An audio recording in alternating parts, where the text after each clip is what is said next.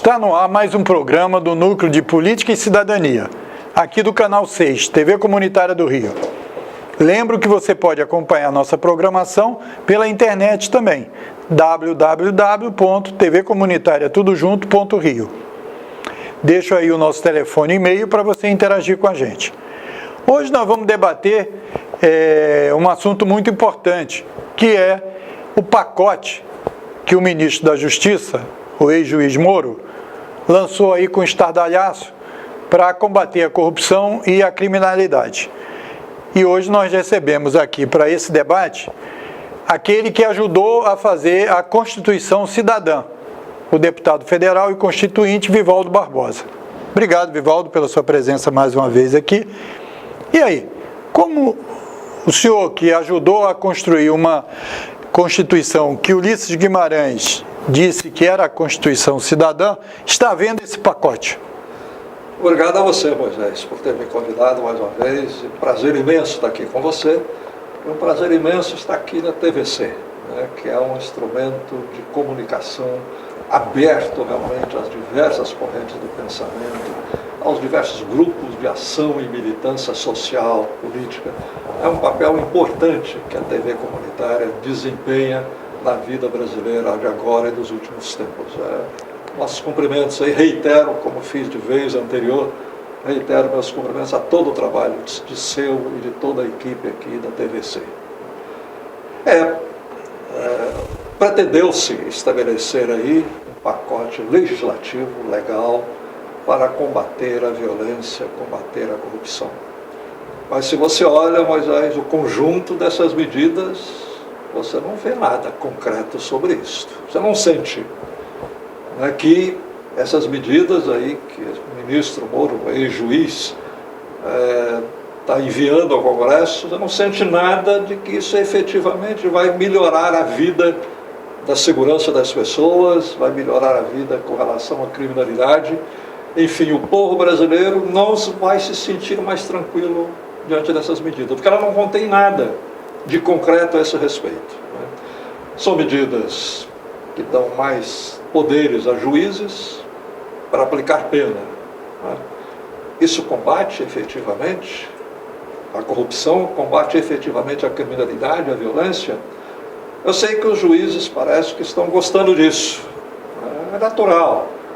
As entidades estão se manifestando aí porque aumenta as suas atribuições, aumenta o seu poder discricionário, o que não é bom para a vida do Estado de Direito, para a vida civil, para a vida de uma república. Porque todas as configurações penais, os procedimentos penais, tem tudo vir estabelecido em lei, para fugir ao arbítrio. Nós sabemos, realmente, quando dá poderes demais a grupos sociais ou grupos de atividades, realmente o arbítrio prevalece. Isso não convém. Essa é a característica principal. Deu mais atribuições aos juízes para aplicar pena. Porque veio de um juiz, um ministro, juiz, parece que a única coisa que ele entende de matéria de segurança e violência é a questão de aumentar penas, dar mais atribuições aos juízes, não pensou numa política de enfrentamento das drogas, não pensou numa política de enfrentamento das armas, não mobilizou, não pretende, não mobiliza nenhum outro setor da vida brasileira para ajudar no combate, no enfrentamento, combater a violência. Eu fui secretário de Justiça do governo Brizola do Rio de Janeiro, logo depois da eleição de 82, no momento inaugural da abertura política, em um momento duro, difícil. Eu tenho realmente um certo testemunho da questão da violência e da segurança para as pessoas.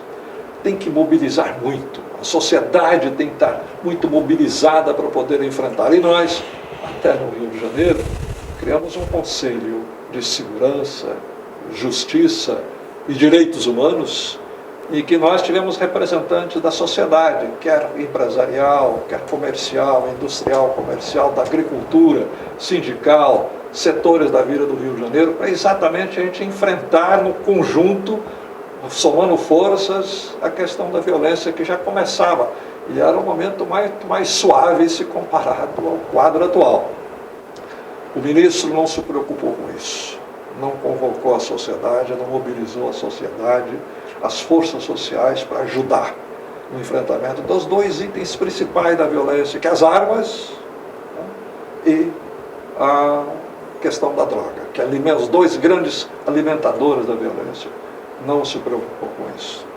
De maneira que esse objetivo inicial a gente não vê. Ninguém. Eu li, estudei, tenho a experiência anterior de deputado, de constituinte, de secretário de Justiça, enfim, com algum conhecimento da área, procurei compreender e não vi realmente ali um caminho adequado para se enfrentar a violência e a criminalidade. E também os analistas, os juristas que estão debruçados sobre isso aí, todos estão com uma dose muito forte, muito crítica a esse pacote. Inclusive, em cima disso que o senhor colocou, na questão das armas, eles até, o próprio Moro teve uma atitude de complacência e até de apoio tácito a uma política do governo, que é uma política que vai, quer dizer, ao contrário do que deveria ser, porque você liberar as armas e tal, você não vai estar ajudando ao combate da violência, até porque os bandidos não vão usar armas legais, etc., tal, como nunca usaram, certo? Eles vão pegar as armas, até se há mais armas disponíveis, é mais fácil eles pegarem essas armas, não? Acesso, né? Mais acesso. Amplia o acesso. Se ele tivesse que trazer do exterior, do Paraguai, ou das fronteiras, que são muito amplas do Brasil e tal, dá mais trabalho. Mas se todo mundo aqui, a Tauro, né, que é uma vendedora que cresceu, inclusive, com o anúncio do governo, as suas ações, etc., distribuir... Contribuiu muito para a campanha de muitos políticos. Isso, como se fosse uma certa troca aí, certo? Se vai ter muito mais arma disponível para pessoas que vão estar com elas estocadas em casa ou andando com elas e tal, isso vai facilitar e não piorar, não é uma coisa assim... Você, inclusive, conviveu com vários juristas, inclusive no governo do Brizola e tal, e não tem essa análise, inclusive acadêmica, de dados, etc., sobre isso? Não há dúvida, não há dúvida. O bom senso indica, nem é preciso muito conhecimento, dado científico, estatística, o bom senso indica. De maneira que você amplia, ou podia-se dizer, democratiza o uso das armas, né? Deixa todo mundo, estimula ter a sua arma, você está aumentando as chances da violência, está aumentando o acesso da criminalidade às armas, né? Isso é contraproducente, é contrário a toda a política de segurança pública. Aliás, o decreto que o Moro elaborou, o Bolsonaro assinou sobre as armas, contribui muito mais para o aumento da violência e da criminalidade do que qualquer das medidas desse pacote dele contribuiria, como ele está dizendo, para diminuir a violência e a criminalidade. De maneira que ele fez duas coisas aí, uma praticamente anulando a outra, se é que há alguma razão para ver que esse pacote dele pode contribuir para a diminuição da violência e da criminalidade. E além do mais, né, você, Moisés, é da história, da nossa tradição, da nossa prática, quando você toma um conjunto de medidas legislativas que mudam ou influencia muito a legislação no seu conjunto, você convoca um grupo de juristas, de especialistas para trabalhar o assunto, que ficam até trabalhando meses, né, para mudar código penal, código de processo penal, lei de falências, lei de concordatas, né, sociedade anônima. O Código Civil demorou um tempão, né, estudado por juristas. Quantos anos, né?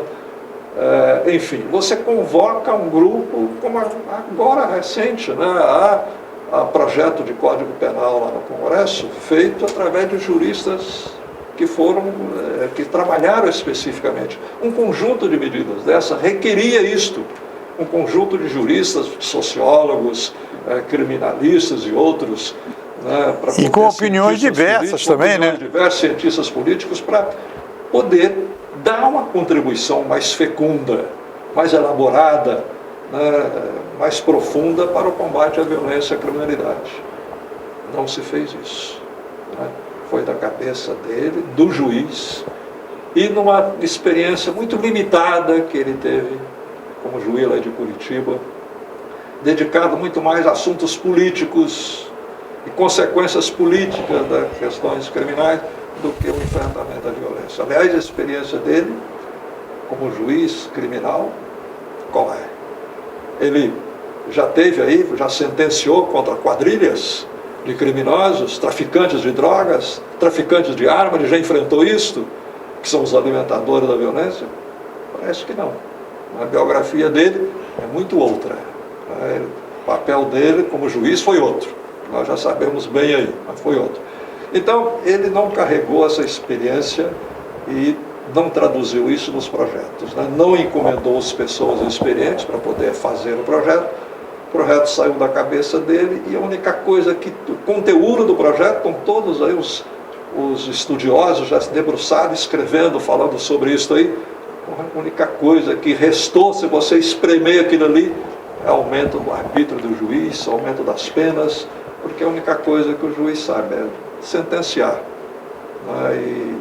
E aumentar penas ou diminuir penas aí, essa é a experiência do juiz. Porque no Brasil, Moisés, há uma questão delicada. Juiz e promotor não metem a mão na massa na questão da criminalidade. Eles se limitam a ler os processos que a polícia faz, os inquéritos que a polícia fez, e depois lê aquilo e dão sentenças e faz os pronunciamentos do Ministério Público e dos promotores. Ao contrário da experiência mundial de todos os países avançados. Essa é a grande ausência nesse pacote dele, do pacote do Moro. Qual é o papel do juiz, papel do promotor, da justiça criminal? Tem que enfrentar a questão, sequer do ponto de vista institucional, meramente institucional, o que ele está querendo aí. Os atores do processo de combate à violência. Ele quer mexer apenas com isso, não no conjunto que deveria ser mexido. Mas se ele queria apenas mexer com isto, ele deveria ter observado a experiência do mundo. Em todo mundo, juiz, delegado, policial, promotor trabalham juntos. Quando se prende uma pessoa, no dia seguinte tem que ir lá conversar com o juiz, mostrar o preso ao juiz. Estados Unidos, Europa, Japão, tudo quanto é lugar do mundo avançado, é isso aí. O promotor acompanha as investigações, está junto. Nós vemos isso até nos filmes aí. Até nos filmes isso aparece. Os filmes americanos valorizam muito o poder judiciário americano, a justiça americana. Nos filmes aparece isso aí. Delegado, policial, promotor e juiz trabalhando junto.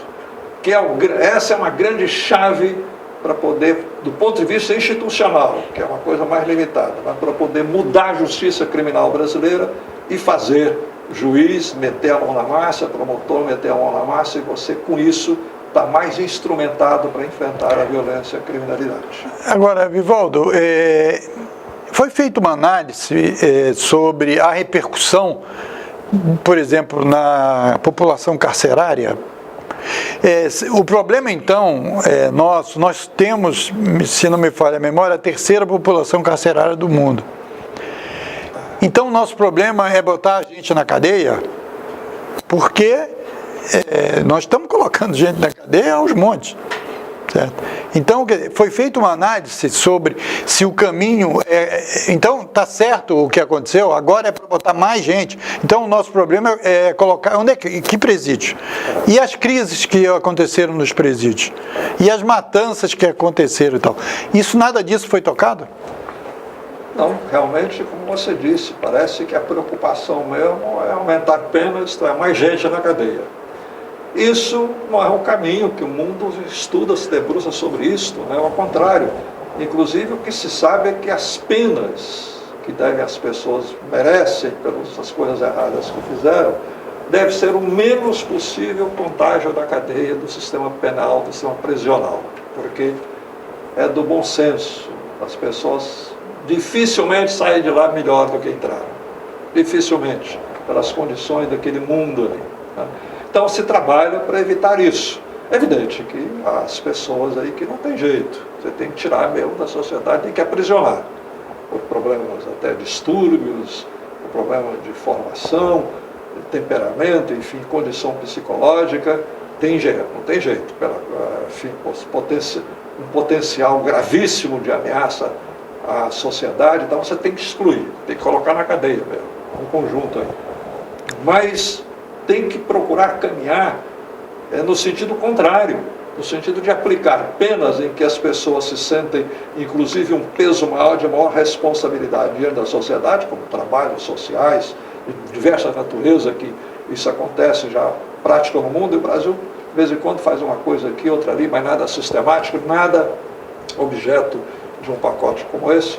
Então, esse caminho de aumentar a pena, de colocar mais gente na cadeia, é um caminho mais desastroso, porque ele vai aumentar a população carcerária, colocar gente naquele mundo, ou aquele submundo ali, que vai gerar mais violência, né? Porque depois... Porque é o seguinte, você não tem pena de morte e nem prisão perpétua. A pessoa vai sair. Um dia sai. Você quer que essa pessoa saia pior, para ser mais agressivo, mais prejuízos causar à sociedade? Parece que esse e um é o outro, que eles estão perseguindo. Vivaldo, e um outro problema, porque você falou aí que é para dar, que o objetivo ali do pacote é dar mais força ao juiz, mais poder discricionário ao juiz e tal.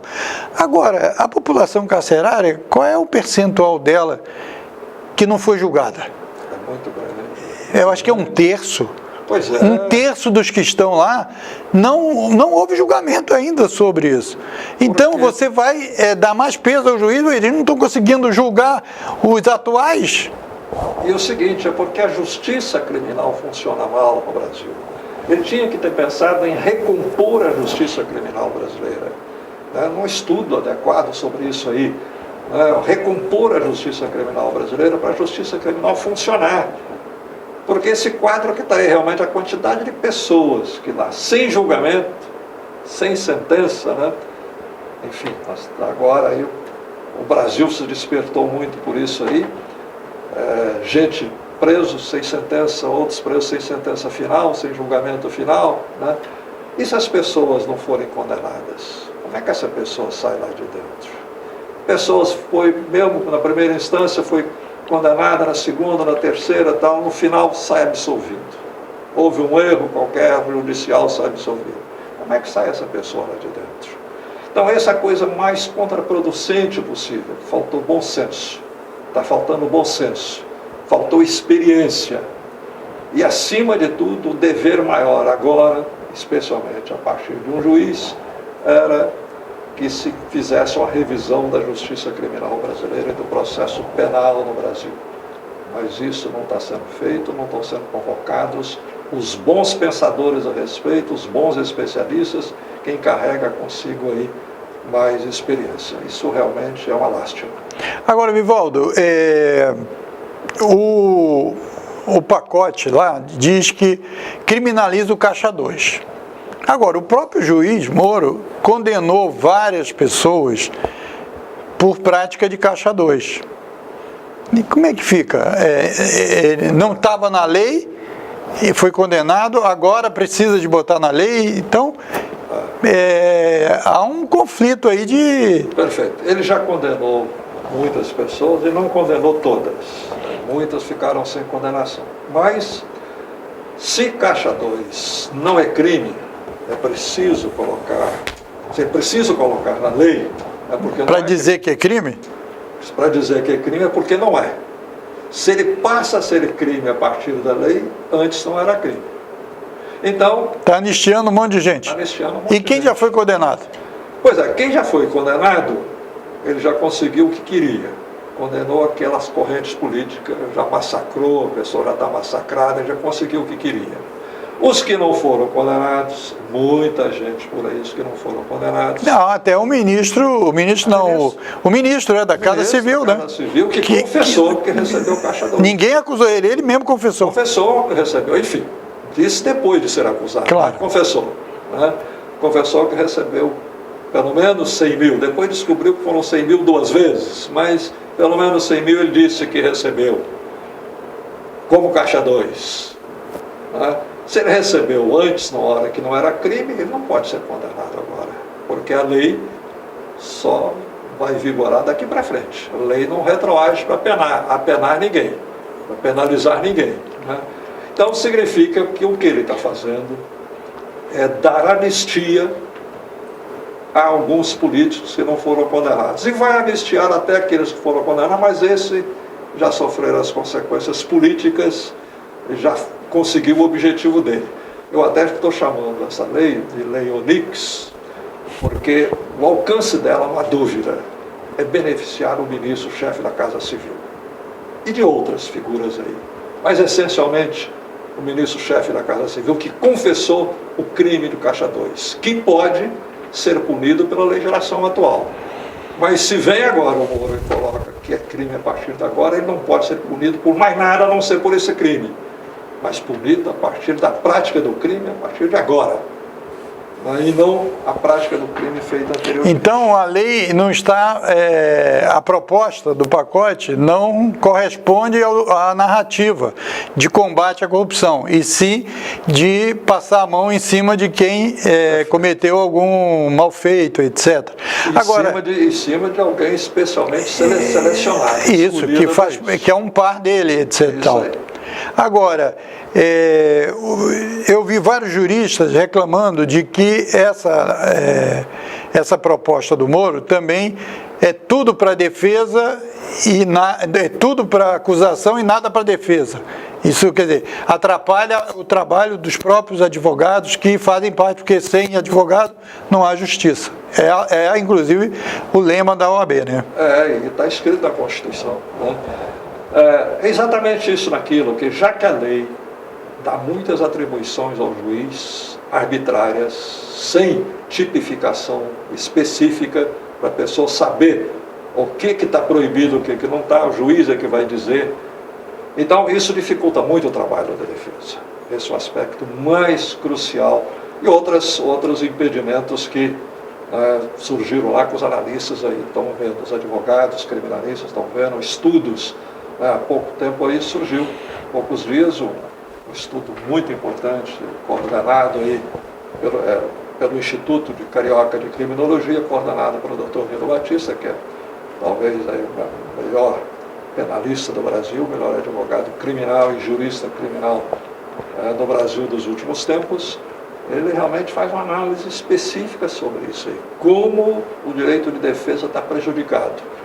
Assegurado por tratar pela ONU, assegurado aí pela Constituição brasileira, como está prejudicado caso seja aprovado esse pacote como está.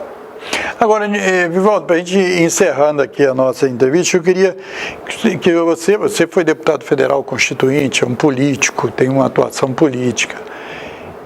Do ponto de vista político, a narrativa do pacote é anticorrupção. Mas nós estamos vivendo recentemente, nesse início desse governo, várias denúncias, inclusive pelo jornal Folha de São Paulo, a mais recente, que envolveu a Secretaria-Geral da Presidência, que envolveu o uso de... Tem uma denúncia de candidatos laranjas para mexer com fundos partidários e fundos de eleição, etc. Tal. E isso não pode manchar a trajetória do ministro da Justiça, que há bem pouco tempo atrás é o arauto da...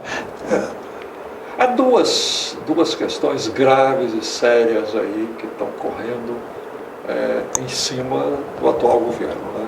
Essa questão aí que você mencionou, né, de que dinheiro para a campanha, dinheiro público do Tesouro Nacional foi injetado em campanhas aí de maneira ilegal e legítima, criando figuras de candidatura laranjas, que não eram candidatas de verdade, para poder puxar dinheiro, quantias elevadas, tirar dinheiro público, para justificar gastos aí de campanha. Isso é uma coisa delicada e grave, que o governo não está tomando medida consequente, firme nenhuma. A outra é a questão, aqui do Rio, do senador eleito, né, que está aí com seu gabinete envolvido, com seus assessores envolvidos, né, em movimentações financeiras difíceis de explicar, tão difíceis que até agora não foram explicadas, né? Então é uma coisa que devia de estar as autoridades preocupadas, se estão com o combate à corrupção, atuando firmemente para inclusive ser questão exemplar, Porque questões como essa, quando você pega o entorno daqueles que estão dizendo que querem combater, existem, foram eleitos para combater a corrupção, que querem combater a corrupção, é bom dar o exemplo.